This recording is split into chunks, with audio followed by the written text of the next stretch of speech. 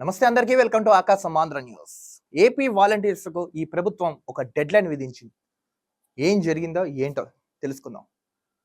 గత ప్రభుత్వం వైసీపీ ప్రభుత్వ హయాంలో వాలంటీర్ వ్యవస్థను తీసుకొచ్చింది. సుమారు 50 కుటుంబాలకు ఒక్కొక్క వాలంటీర్ని పెడుతూ ఈ యొక్క వ్యవస్థను తీసుకొచ్చింది గత ప్రభుత్వం. ఆ ప్రభుత్వం దిగిపోతున్న సమయంలో వాళ్ళు రకరకాలుగా ప్రచారాలు చేశారు. నెక్స్ట్ ప్రభుత్వం ఇది తీసేస్తుందని, సో మీ అందరి జీవితాలు ఆగమైపోతాయని రకరకాలుగా భయపెట్టారు. కానీ కూటమి ప్రభుత్వం వాళ్ళందరినీ కొనసాగిస్తూ మంచి వేతనంతో కూడిన మంచి ఇస్తూ ఒక అప్డేట్ ఇస్తామని అయితే తెలపడం జరిగింది కూటమి ప్రభుత్వం. కానీ కానీ ముఖ్యంగా వాలంటీర్లు వీళ్ళు 50 కుటుంబాలకు ఒకళ్ళు ఉంటారు. కుటుంబం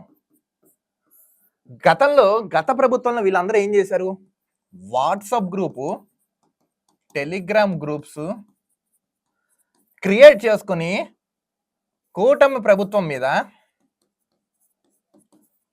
ఫేక్ న్యూస్ స్ప్రెడ్ చేస్తున్నారు. ఎవరు? ఈ వాలంటీర్లు.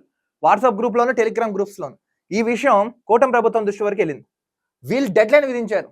ఆగస్టు 5 సాయంత్రం 5 o'clock లోపల ఈ గ్రూప్స్ నుంచి డిలీట్ చేయకపోతే కఠినంగా చర్యలు తీసుకుంటామని అటు ఎంపీడీఓకు, జిల్లా కలెక్టర్లకు, నెక్స్ట్ అక్కడ గ్రామ వార్డులు ఉన్న అందరూ ఎవరైతే ఉన్నారో పైపై అధికారులకు ఒక ఆదేశాలు జారీ చేసింది కూటమి ప్రభుత్వం. వాలంటీర్స్ ఈ ప్రభుత్వం మీకు మంచి సముచిత స్థానం ఇస్తాం, మంచి వేతనంతో కూడిన పని ఉంటుంది మీకు, నెక్స్ట్ మీ వ్యవస్థ మేము ఇబ్బంది పెట్టమని క్లారిటీగా చెప్పారు. ప్రచారం ఎలా చేస్తున్నారమ్మా? గత ప్రభుత్వం అయితే వాళ్ళు చేయించారు. నిజాలు తెలపండి. 50 కుటుంబాలకు ఒకళ్ళు పెట్టారంటే ఆషామాషి విషయం కాదు కదా. ప్రభుత్వాన్ని ఎత్తాలన్నా మీరే, దింపేయాలన్నా మీరే కదా. ఇది ఇలా స్ప్రెడ్ చేయడం ఏంటి అసలు అర్థం కాదు. ఎవరు చెప్పారు, ఎవరు చేస్తున్నారో కీలక అప్డేట్ ఇవ్వండి. ఆ గ్రూప్స్ ఎవరు క్రియేట్ చేశారు? మీరు మొత్తం మీ యొక్క స్టేట్మెంట్ మీకు స్థానిక ఉన్న ఎంఆర్ఓ ఆఫీస్లో, ఎంపీడీ ఆఫీస్లో మొత్తం మీ నివేదిక తెలపండి.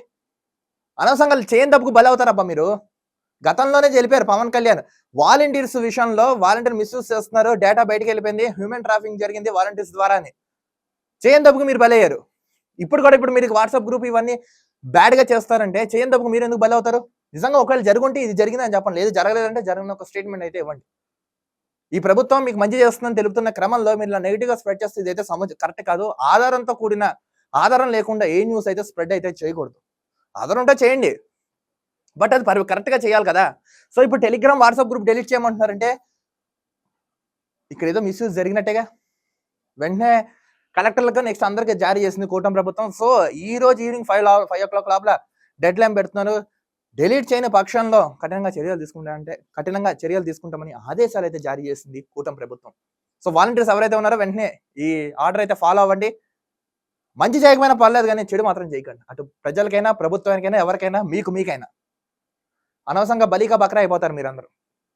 ఈ ప్రభుత్వం మంచిగా మిమ్మల్ని ఎలా చేయాలి, ఎలా చెందాలి, రాష్ట్రాన్ని ఏ సమగ్ర వృద్ధిలో పెట్టాలి, కావాలంటే సలహాలు, సూచనలు ఇచ్చే విధంగా మీరు ఏమైనా చేయండి, కానీ ఇలాంటి పనులు అయితే చేయకండి. ఎందుకంటే అనవసరంగా ఇబ్బంది పడతారు.